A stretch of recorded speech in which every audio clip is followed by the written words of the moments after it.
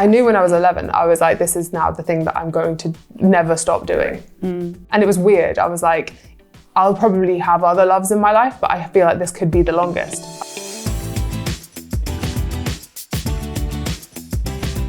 Hello and welcome to Love Lives, a podcast from The Independent where I, Olivia Petter, will be asking different guests about the loves of their lives. Today I am so excited to be joined by one of my favourite musicians, Freya Ridings. She's back with her second album, Blood Orange, which mixes disco and pop alongside some of the more piano ballads that she is known and loved for. I'm so excited to talk to her all about it today and also hear about the loves of her life. So, hi Freya, how are you? Hi Olivia, thank you so much for having me. I'm actually so excited. This is the first in-person podcast I've done in so long. Oh, good. They've all been on Zoom for like so many years. It's so much more fun doing it in person. I feel like you can have a real conversation. So tell us about Blood Orange. I know that this was your second album following the huge success of your debut. How did you feel when you sat down to start writing something new? I was so terrified. Daunted isn't even the right word. I was terrified. And I think I'd been on tour with the first album, Lost Without You happened, then Castles. And it was just this incredible, slow building wave. Because I've been writing songs since I was 9 years old and performing them since I was 11. So by the time I was 19 when I wrote Lost Without You. So it was I felt like it had taken decades to get to that point, and then to find an independent label who really championed that and let me write my own songs. That was a really big moment for me. So it felt like a real slow snowball that just kind of turned into this massive thing and that then couldn't be stopped. And it was just it was incredible. 2018 and 19 were some of the most incredible years of my life. And I think when you're in it, you kind of were just running on the adrenaline. And, if you're going through a heartbreak at the same time, you kind of use the adrenaline of being on tour to kind of run from that. There's so much going on.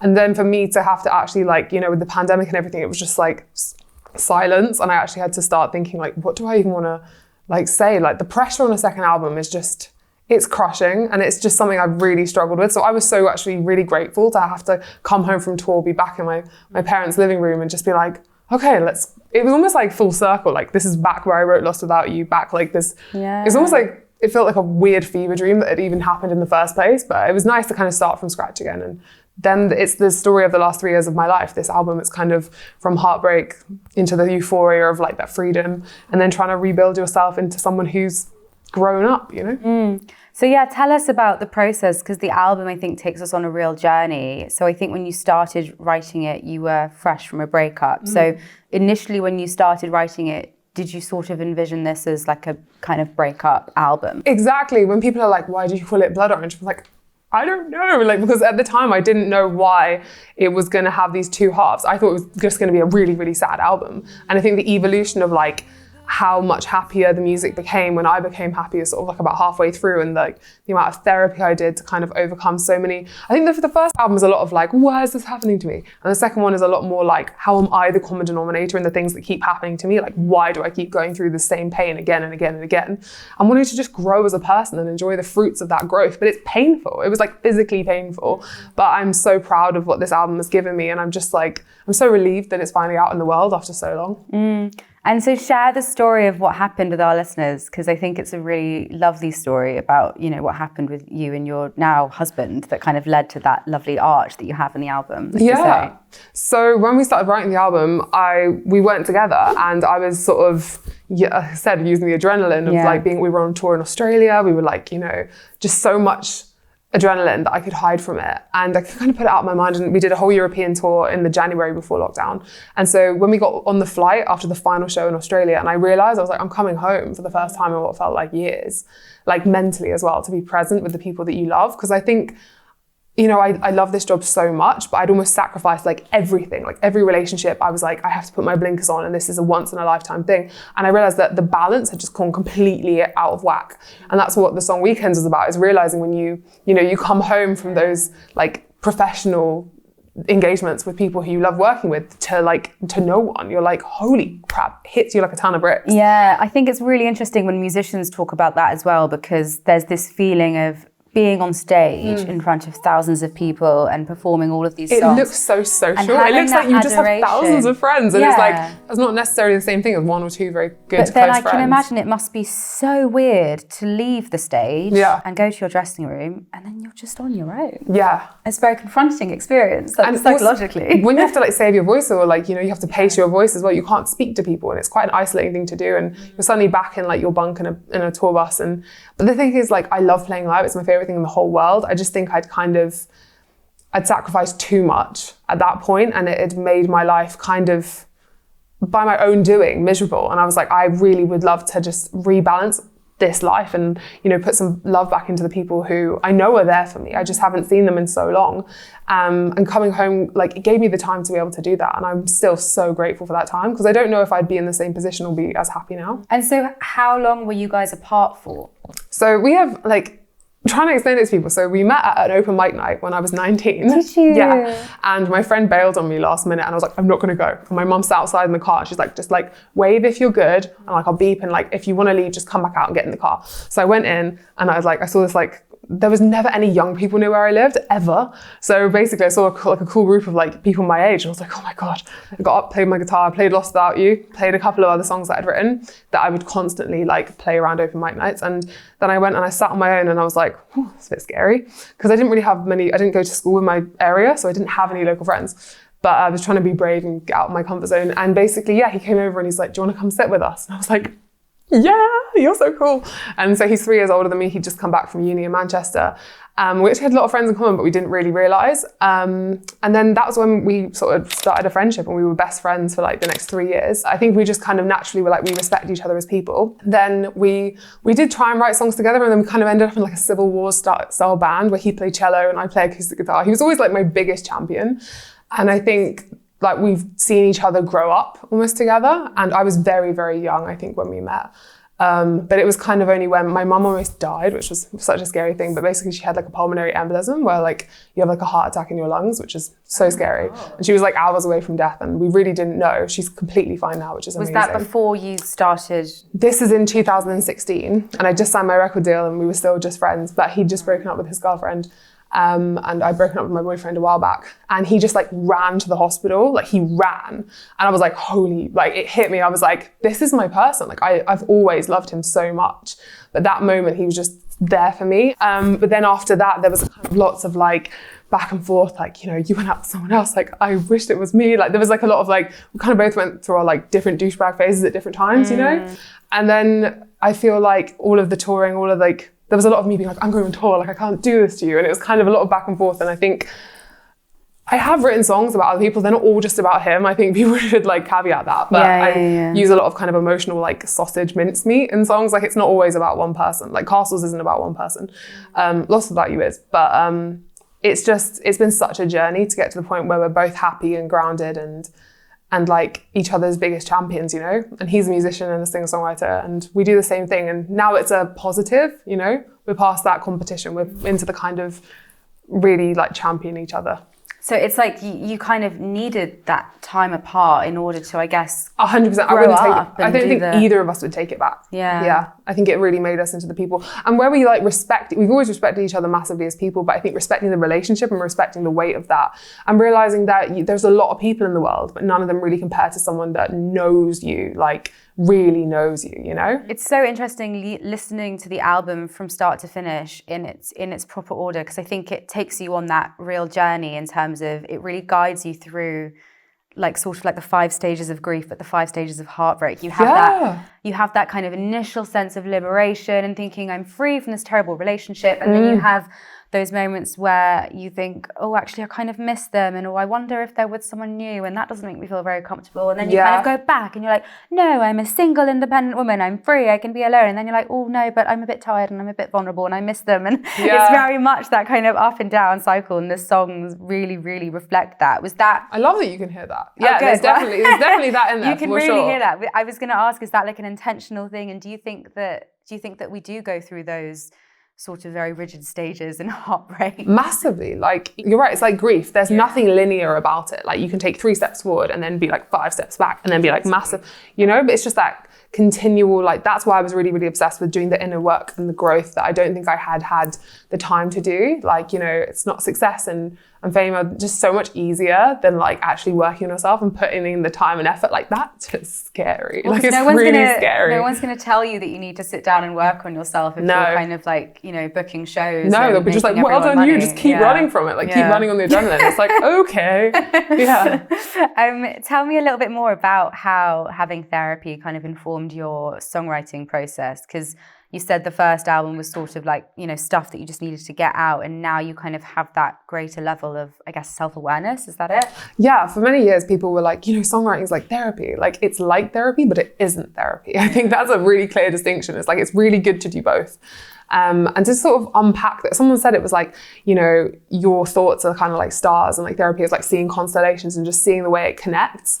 And I think especially when it comes to music, there's so many emotional bonds and ties that makes anyone want to do this as a career, you know? Like it's quite an insane thing to actually want to do. Like think of your biggest secrets and share them with people, you know, with major chords underneath them. It's just a bit wild, but I think there is that craving for connection and sort of like looking into why you do that and making sure it's coming from a really grounded place. You're not just doing it for the validation that you can't give yourself, because that's where danger lies. So I was really, really intent on finding out how I can, you know, build that bedrock of self-esteem so that this music can be a joy on top. It's not like, you know, it won't break me if it disappeared tomorrow. Like I will always have my piano and I will always just sit and play it until I'm, you know, 80 years old.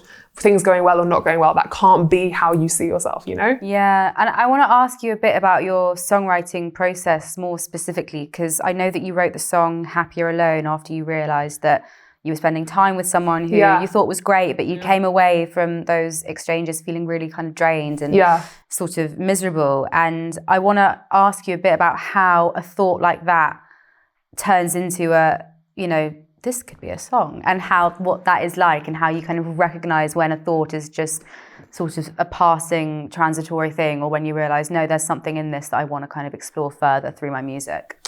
Such a good question. I really love that question, because I think especially Happier Alone, is not written about my husband in the slightest, but it's definitely a song that it's just when you're spending time with someone. It was a friend of a friend, and it wasn't like you didn't choose that person into your life, but suddenly they're really like having a negative impact on you, and you can't really put your finger on why, or like really belittling you or making you feel really bad about yourself every time you're in this group that you normally love. And suddenly I was just like, it was just such a lightning bolt moment where I was like, oh my God, it's definitely them. Like they're not a bad person, but they're making me feel really bad. And I would actually feel better if I just didn't go and see this person, you know, at events and stuff. And I was in LA, and it was such a forbidden subject for me to sing about, honestly, at the time, because it was someone close to my husband's family. And I really didn't want them to know that. I think part of the forbidden nature of songwriting is not being able to tell people things and telling them via songs. That's what I think. Or not being able to admit stuff to yourself and telling yourself via songs. Yeah, I'd say it's the same with writing fiction as well. Because I'm finding that with I interview a lot of authors as well. And amazing. Kind of talk about how, you know, there are certain things that we will write in an article or a journalism piece, and then there are certain things that you want to express that you can't that way for certain reasons. So it's easier to fictionalize it, narrativize it, and put it into creative work. Does it feel cathartic then for you when you put those things into songs? I think so, yeah. Like, there's obviously pressure, like you want it to be successful, but it's only when you really let go of that you actually get the freedom to enjoy it and for it to be cathartic.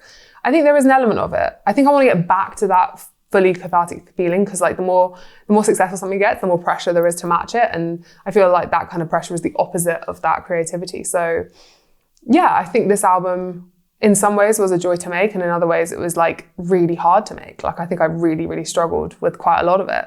And like, you know, my label was kind of non-existent during that, but basically they shut down without telling us. So they were kind of like, you're on your own, kid. And I'm like, great. I'm like, to make a second album on your own. But that's the thing, like we built a studio in the garden shed, like to do the first half in COVID. Yeah. We went to spend 3 months in LA doing like some of the best writing of my life. And I think it was like, sometimes having to pick yourself up out of the dirt is the best feeling, because it's like you have that ownership and that grit and determination to just kind of build yourself back up, just like I always sing about, like in Castles. It's like one of my recurring themes is rising like a phoenix.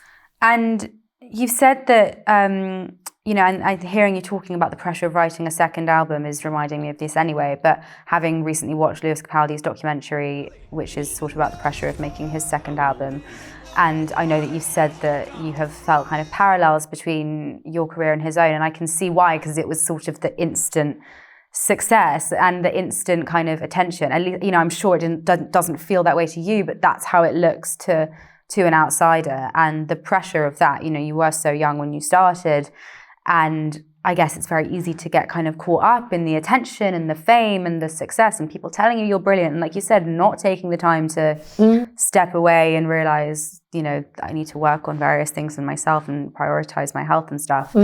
What was it for you that resonated with Lewis Capaldi, and how did you find that the sudden aspect of it all? Because it's a lot to take. It really is, yeah. I love Lewis. I think he's amazing. And we kind of grew up in similar, well, not grew up, but in the sort of independent label scene. We made our same, I made demos and we made it in the same tiny little broom closet at the independent label that I was signed to. With the worst mic you've ever seen in your life, which is actually the mic I recorded Lost Without You on. And I remember just thinking and I supported him in 2017, some of the really, really early days. And there was some voices that just your whole spine just gets chilled. And you're that is stunning. Yeah. I'm just obsessed with him as a songwriter and a person. I think he's phenomenal and just so, so kind.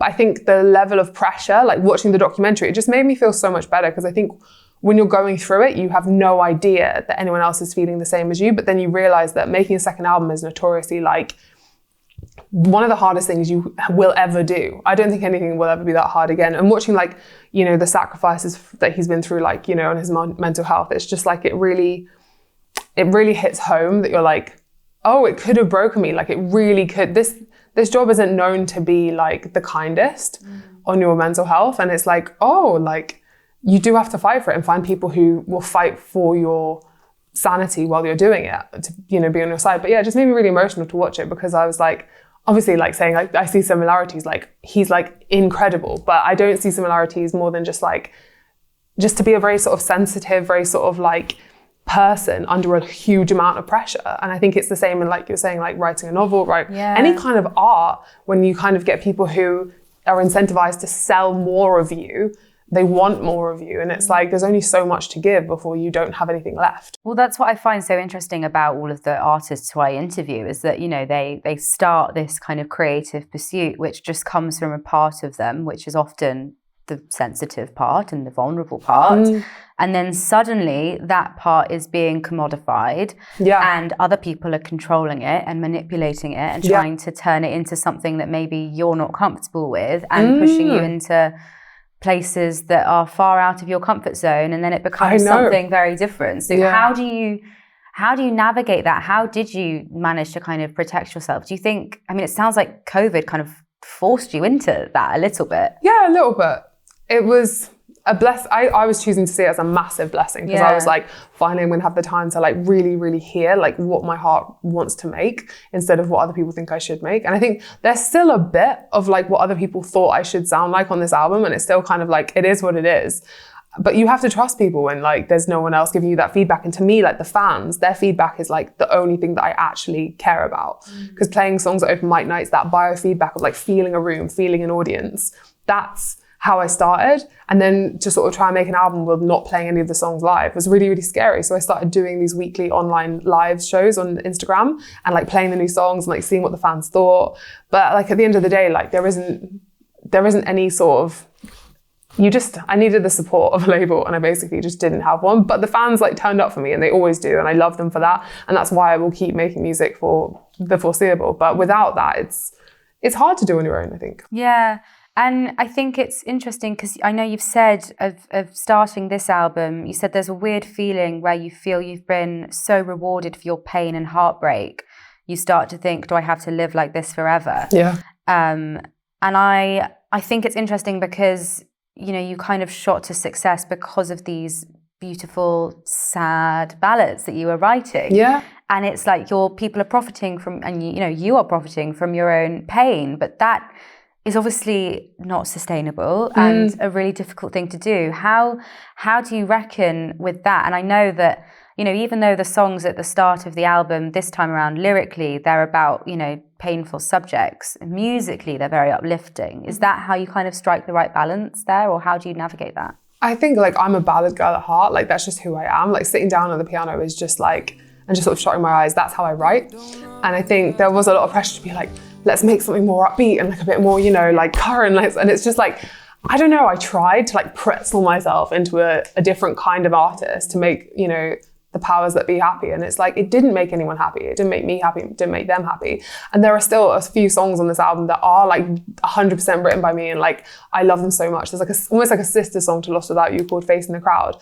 And I feel like that already, like you can just see on Spotify that people are really only resonating with the songs that like I really, really found like enjoyable to make. Not just like cathartic, but like, yeah, when someone tells you what to be, it's like, that's never a good thing. You know, you've got to kind of listen to your gut as an artist and kind of champion that. And I think I've learned so much making the second record that I would take on to the third, but also so much that I would leave behind. Yeah, it's that kind of classic Star is Born story, isn't it? I'm just like picturing Lady Gaga being like kind of put into all of these weird costumes and being told to do all of these weird songs. Do you think it would have been, if you had just said yes to everything that came your way, it would have been easy to kind of slip into that kind of part? 100%. And there's so many things, like it just gives me so much more respect for other female artists, because I'm like, I now know that to get to whatever level of like authenticity, that you have to fight so hard to hold on to that, like in a really loving way, but you have to not, like your boundaries have to be strong, because people will push them and be like, what if you were just like that other person? And it's like, that's not what got you there. What got you there was you being unique, you know? And, you know, whenever I look at like Lana Del Rey or like Florence or, you know, Taylor Swift, like these incredible, like just female titans of pop, but they are just indomitably like themselves, lyrically, like musically, like no one has had a say in that but them. Yeah. No one. But it's not easy to get there either. And, you know, I've interviewed quite a lot of female musicians, and there's a lot of, you know, it's hard being a woman in any industry, but I think it's particularly hard being a woman in music. What do you think are some of the kind of biggest issues facing women in music now? Is it, because there's so many things going on, is it having control over your music and where it goes? Is it having control over your image? What kind of things are there that are going on? It's interesting. Like I mean, you're completely right. It's just hard to be a woman in any industry. It's like, you do have things against you, but I think my mum always championed, and my dad was like, writing your own songs. That's the only power you have. Yeah. And if you can't write the songs, then, you know, if I was waiting for someone to write me a hit, like I would still be waiting. Like I would wait forever. And I'm so like grateful that they championed me for that, because I used to be like, oh, like, wouldn't it be great if someone could just write my songs for me, or like could play my guitar for me? And they were like, this is, you know, you being able to actually play and write is going to be the thing that saves you. I'm like, okay. Yeah. And also it's the thing that your fans connect with, I guess, because then they know that what you're singing about is personal to you and it becomes personal to them. 100%. I don't think people realise, like, the artists who write 100% themselves and the ones who have like 10 people in a room written for them. I don't think people really realise how different that is. They just hear like song after song after song and they're like, I like that song. That's all you need to know. But I think behind the scenes, like, that is the only power. And I think then you get to decide things like your image and your, you know, brands and that kind of authentic thing. But there is a kind of like a leveling of playing field. Like, don't want to be the person that's like TikTok, but it's true. It's like, I guess it gives people like a sort of more grounded like view of what's possible, because they're not the gatekeepers anymore. They don't decide what people find and what people don't find. There's just a lot more people doing it. So just trying to stand out and be consistent and authentic is in some ways harder than it was, but it's also more possible. Yeah. And I mean, listening to the album last night, and I said this before we started recording, it did make me cry, which probably gives you an insight into my brain and also where I'm at in my menstrual cycle. But I did cry, particularly to one of the songs. I'm fine. I promise I'm fine. The song that I wanted to ask you about was Last Day That You Loved Me, because I thought that was such a strong image where you're kind of contemplating with an ex-partner, you know, when was it the moment that you decided that you didn't love me anymore? And I think that's a really interesting thing to think about. What was it that kind of made you want to write about that? And what was it like to write that song and put those thoughts into writing? I mean, thank you for choosing that song, because I feel like that song is probably because it's more towards the end of the album. You know, other songs get a lot more sort of like love and focus. And I think there are songs on the album that will kind of like jump out at like different stages, you know. And that one for me was one that I really, really enjoyed writing, just because it came from like a concept mixed with a true idea. And it was actually a friend, and she was I don't even know if I've ever said this before. Well, she was going through a divorce, and basically she was like, 10 years of a relationship, and then just one day he just leaves. I could just feel like the palpable heartbreak of that. And I remember relationships with myself being like, and she said like, I literally don't know the moment when he, like the last day he loved me. And I was like, holy shit. Like there is a moment. You can't put your finger on it. They might not even be able to put their finger on it, but you can drive yourself crazy just trying to work out what that moment was. Like it will give you some peace or some clarity or closure. Yeah. It won't, but it's things our minds do after relationships end to try and make it feel more like, a plaster, like a bow, like just something to stop, put a full stop in it. Yeah, I think nothing makes your brain more unhinged than a breakup. Yeah. It goes to the darkest places. And like you said, it's not going to give you any clarity or any kind of catharsis in any way. It's just you need to feel like you need to know, what was that moment? Was it something I said? Was it something I wore? Was it could be anything. And the truth is, you'll never know. And like if that person was able to give you closure, then you'd probably still be with them, So it's like they're never going to give you that. But I think it was just a really I just really enjoyed going on that journey of like my past relationships being like, when was that day? Like, was it this moment? Was it that moment? And it was like, you're never going to know. But these are, like, you're either growing together or you're growing apart. But there is these defining moments in all of our relationships where we're like, oh, okay, something did change. Yeah. Before we move on to the loves of your life, I want to ask you just generally, life is pretty tough. But we love sad music. We love listening to songs that, as I said, make us cry and, really kind of touch us emotionally. What do you think is the power of sad music, for lack of a better descriptor? But why do you think we are still so drawn to ballads and that kind of genre? That's such a good question. Again, I like these questions. I think basically, I hadn't realized this, but I was in the dentist. This is such a weird one. And I was having like a really, really painful, I'm so scared of needles. Oh my God. And basically I felt the pain of the needle. I was like, oh, this is the worst thing ever. And I basically just started singing, like a trumpet noise. I was like this noise came out and I was like, I just uncontrollably started singing, my initial reaction. And my mom told me the story when she was giving birth to me. It was the worst labor ever. It was 36 hours and we almost both died. And she was she just sang her way through it. And she's not a singer or anything. She just started singing. And she was like, sometimes things are... Singing? I know. I think there's a song her and my dad used to sing, folk songs. And she just started singing them. They started singing them to each amazing. Other. And my dad's a guitarist and sings and stuff. And he sings, but she doesn't. So it was strange that's where she went. And she said, Freya, there were just some things in life that are so painful. There was nothing, you can't help but sing. And I think it is it's more than a coping mechanism. It's kind of the closest thing you can have to medicine when you are in emotional agony. There's nowhere else to go. I think, singing, dancing, writing, these things save us. And I think they saved our ancestors and they're still so deeply within us that the idea of coming together and singing about our pain instead of suffering in silence is still one of the most beautiful things I can imagine. And I used to just be oh, it's just pop music. It's just songs. It's not just that. A song is a really powerful thing. But I think some of the messages that I get, especially about Lost Without You, people have played that song at, their children's funerals and their weddings. And there's these moments that I cannot even comprehend. And I'm sometimes you just have to take a second and really take that in and just feel that gratitude for the fact that I've been able to make something that has been part of real people's lives and that's had an impact, and I've managed to connect with people that I will probably never even meet, it's a really strange but sublime thing.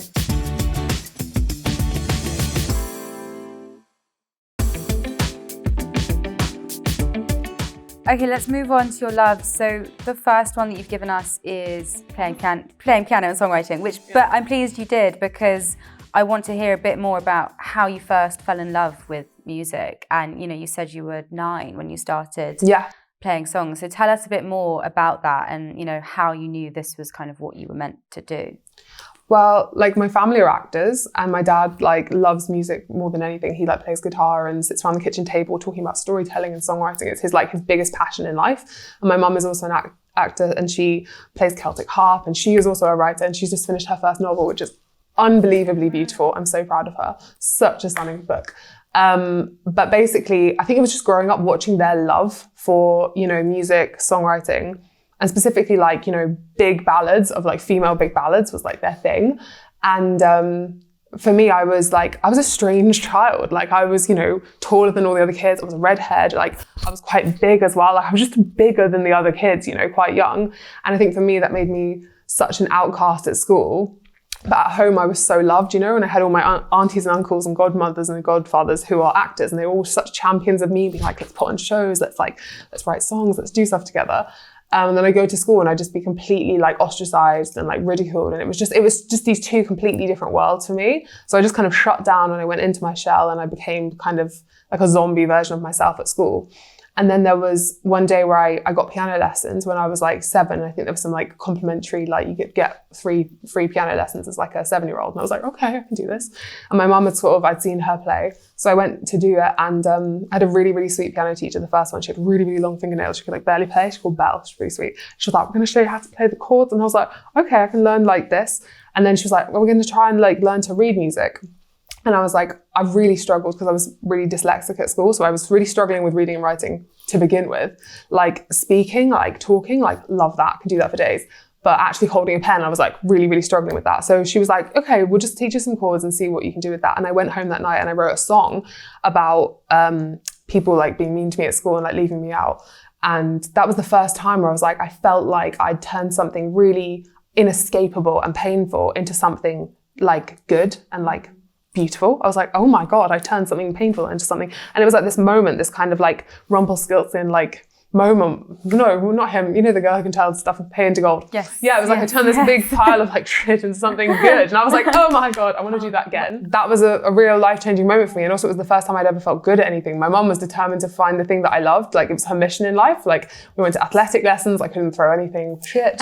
We went to trampoline lessons. I like fell off the trampoline. She was like, we're not going to stop until we find the thing you love. Like you're going to, because they're such passionate, incredible people. And they were like, you're going to find that thing. And like, I thought it was like art for a bit. But I'm like, it's debatable. And this was the moment where I was like, I really loved this. And she's like, right, okay, let's get, she said like, I'll never stop paying for the music lessons. Like they didn't have a lot of money growing up. Like we had a really old piano and like the keys would literally fall off it. And the piano teacher was like, you really need to get her a better piano. And they were like, and it was actually my auntie went through a divorce, bless her, but she didn't want the piano that her ex-husband had given her and she gave it to me. And that's the only reason that I wrote any of these, these songs. Yeah, and it's still the same piano sat in their front room at the moment. And it means so much to me, that piano, because it changed my life. And when did you kind of know that you had a good voice? Because I feel like, young girls always, oh, I want to be a pop star. But not everyone has a voice like yours. Was there a moment when you were kind of singing for someone in your family and they were like, oh my gosh? There were a couple of moments. It was around the time where I was about sort of like 8 or like 7 or 8. And I think, I was watching Love Actually, and the moment with the little girl where she sings like I Don't Want to Look for Christmas at the end. I remember being like, whoa, like she's so cool, so grown up. She's like 12 or something. And I was like, I wonder if I could do that. And I went to my bedroom and I was like singing into my hand. I was like, and I was like, and I called like my best friend at the time, like on the landline. I was like, I think I can sing. And she was like, okay, cool. And then the next day in school, she was like, everyone, I think Freya can sing. And they were like, yeah, whatever.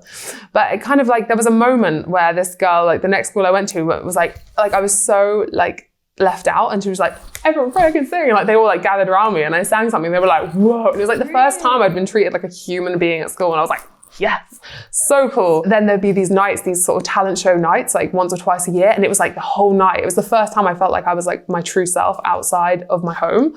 And yeah, there was just a moment, this open mic night when I was like 11 and I played these 2 songs I'd written and it just went crazy. And I was like, I found it. I found the thing I love. And then when I find something like that, I'm pretty like persistent, and like I just became obsessed with it. It was like every lunchtime after school, every day, I'd just be in the piano room, just like writing, I made friends with the janitor and like, she'd like give me the key and stuff. And when no one else would let me in there, I'd like sneak in there and be just like, it was quite a rebellious act for me, which I loved. And at what point did you decide this is more than a hobby, this is something I want to pursue I knew when I was 11, I was like, this is now the thing that I'm going to never stop doing. And it was weird. I was like, I'll probably have other loves in my life, but I feel like this could be the longest. I was like, it hit me. And how did you go into getting signed and getting your first kind of that was really record hard. deal? Well, my parents basically like, we didn't know anyone in the music industry. I think people think because you're actors, you don't know anyone. Literally, like my dad, writes and plays and stuff. It doesn't mean you know anyone. But so basically my mum was like, the next best thing, you can't read music. So maybe, the Brit School would be like the next best thing. And I used to see like at the Brit Awards, they'd all be in the front row, and I knew Adele went there and Amy Winehouse, and I loved them. Yeah. I was like, I would love to go there for sixth form. I missed the first application process. So it was the second time, the 16 to 18 slot. And we were really, really lucky. My nana gave me some money to be able to go and move down there. And we basically like found this like tiny little flat in the middle of Croydon. There was like no furniture on the floor. We had a mattress on the floor for like 2 years, basically.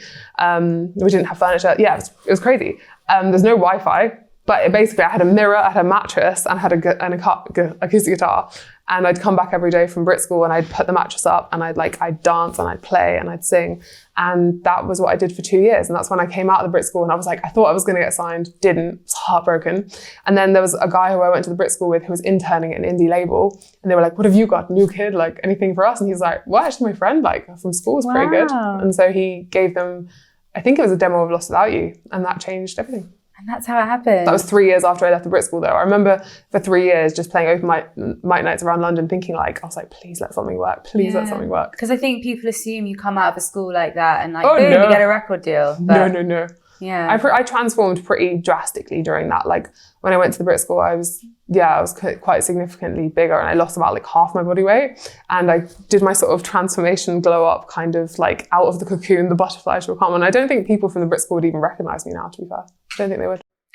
I mean, this sort of brings me on to your second love that you gave us, which you said helped kind of transform your life when you were that age, which is intuitive eating, which is a phrase that I have heard of. Yeah. I don't really know what it means. So can you tell us a bit about... I'm so passionate about this. What it is, what it means, and how it helped you? So yeah, I've struggled with like my weight my entire life, but like not even consciously. I think it was just like the more unhappy I was at school, the more of a physical defense I needed. It's not something I really like have spoken about before, but I knew to do what I loved, like which was, to be a singer-songwriter, you need energy, you need, the performance to be able to like travel the world and like do what you love. I was like, I know that I was going to have to do a pretty intense sort of glow up. And when I was 16, I was pretty low in the summer. And after I was homeschooled for a couple of years, and that's probably the biggest I've ever been. And my mum went to the secondhand bookshop and she got me this copy of, it was called Paul McKenna's I Can Make You Thin, which is such a shit phrase, but it's honestly this book changed my life, like beyond words. It's a really, really simple set of like intuitive eating rules. And I tried so many things and like diets and exercise, and nothing was working because it was so much more emotional than that. And it was so much less about restriction and a lot more about like just self-compassion and like kindness and allowing you to eat whatever you want, but just really be present as you eat it instead of using food as a kind of an escape. Like so many people do. It's like I still can do. It's like, it's just always, like being a drug addict, like there's always that road in you and you have to actively on a daily basis, like fight it, And I started a journal when I was 16, and I've written a journal every single night for now 13 years, which is, I'd say, the biggest defining thing of my life, because it gives you that accountability to just be like, I'm just doing this day in front of me, no matter what goal you're going for. And yeah, I basically, between that and like dancing in the kitchen at night at my parents' house, I think I lost 10 stone. Yeah, which is crazy. And basically became a completely different person. Basically who I was before I went to school. Like, I was a little girl with like bouncy like ringlets and like fiery energy. And like, that was who I was. And that kind of got knocked out of me at school. And then I came back out of that shell. And yeah, basically without that book, I actually got to do Paul McKenna's podcast in lockdown. I couldn't even talk to him. I was literally like, you have no idea how many times I've written your name in my diary over so many years. I'd be like, today I did Paul McKenna, or today I fell off the wagon, or today, like, he's just an incredible man. And I'm just so, so grateful to him for that book. You must have met so mmany famous people in your career. And I'm guessing, is he the one you were starstruck by the most? Yeah, 100%. I've met some really famous people, and he is just, because I think it's not just starstruck, it's like the people that have had the biggest impact on your life. Well, that's what it is. Yeah, that's what it is. I think that's what makes you kind of in awe of someone. Yeah. And how does that work when you're touring then? Because I know that can be really difficult in terms of sticking to a routine and sticking to your kind of the way that you like to eat. How do you navigate that? I find it really helpful for when I'm touring, especially because you're right, like looking after your physical health and mental health. And it's like, you can spiral very easily. Like I don't really drink when I'm working, that really, really helps because it messes up your voice. But when it comes to eating, basically on a daily basis, I'm just like trying to stay as conscious and consistent as possible. And my diary helps me do that. But it's actually really, really great because it's not like you're sort of restricted by the kinds of food you can eat. So you can eat whatever you want, but just like it's just making sure you don't get so stressed that you kind of start mindlessly eating or using it to escape again, because I think that's where the danger zone lies for me. But yeah, I still do my star, my stickers in my diary every night, and I either get that sticker or I don't, and it's really helped me break it down into manageable Stars chunks. and stickers in the diary. Yeah. Is that part of the book? Yeah. Explain that. How does that work? Well, basically, I buy I've actually been buying these like Liberties. It's like a notebook every year, and then like I get like coloured stickers, and they count for like a different goal for the day. So whether that's like movement, or like I've really been into getting into like steps at the moment, like 15,000 steps or like 10,000. And basically just like showing up for yourself. Like the diary is one, and then whether I did music and I did my hour singing, I do a singing training lesson. And basically, if you've, what kind of day you've had, as long as I've hit my stickers, like I've had a good day, It just kind of breaks it down and makes it much less like looking up at a mountain and much more just like one step in front of you, Yeah, I love that, because it's taking something that is very, very childlike. It's like getting your little sticker. It makes you feel good. You're like, I got my stickers. Yeah. And that sort of brings us to your final love, which is journaling and vision boarding and life coaching. Yeah. And so tell us a little bit about, start off with vision boarding, because I think that is something that people have an idea of in their heads. Manifesting is something that has become much bigger in the last It's become so 6 popular. months. There are so many things that I've been obsessed with for so long that have just become really popular on TikTok. And I'm like, wow, I love that people are sharing these ideas and like it can reach a further audience, because I think it's so powerful. And at the time, I didn't believe in it at all. I thought it was utter bullshit. I was like, this is not going to work at all. So when did you start kind of doing this stuff? And explain to us, what is vision boarding exactly? So there's kind of like a couple of elements to it. Basically, my mum's friend, she wanted to train to be a life coach, and she's an incredible woman called Kelly. I love you, Kelly. And basically, she was looking for a guinea pig to practice her life coaching on. And she's like, she knew I was about 21, I hadn't been signed, and I was actually considering giving up music. I was like, this is really hard. Like, I don't think anything's going to work. And she's like, just come in for a practice session. We're just like, I'm learning as much as like we'll just give it a go. Yeah. And she basically, made me like sort of visualize and say out loud my dream life. And I was like, there's literally no point, Kelly. Like, I'm not going to get it. Like, I've tried 3 years of playing. I've written this song called Lost Without You like 3 years ago. No one cares. Like, I should probably just retire. And she's like, okay, let's start there. But in a dream world, what would it look like? And I was like, so I'd love to play at this place called St. Pancras Old Church that I saw a friend of a friend play in. Like, I'd love to have play on a red Nord keyboard. And I really visualized it. And I was like, and it could be like an album launch or something like that. And then I also visualized like being on down the west coast of America in a van, like being on tour, like looking out and like seeing like these beautiful views of like the sea and the ocean, but like playing these shows. And I was like, it felt impossible. And a year to the day, like I was sat in St. Pancras, like playing a Nord at my album launch, like wow, a year to the day. And it was insanely specific. And I was like, there was no way that worked. I think definitely like speaking it out loud and really visualizing it did something to me. It sort of reset my subconscious like programming just changed. And I suddenly became like, there was something that was possible then, because you'd been there in your head.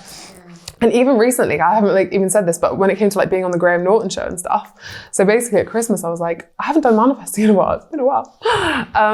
And I was like, what would I really, really want? I was like, I'd love to be on the Graham Norton show. I really would. Like, I've loved this show my whole life. I went to go see the show when I was 18, like in the audience. And I was like, I really visualized like sitting on the red sofa, like what the sofa felt like. I imagined him like calling me over. Like I'd never even met Graham at that point.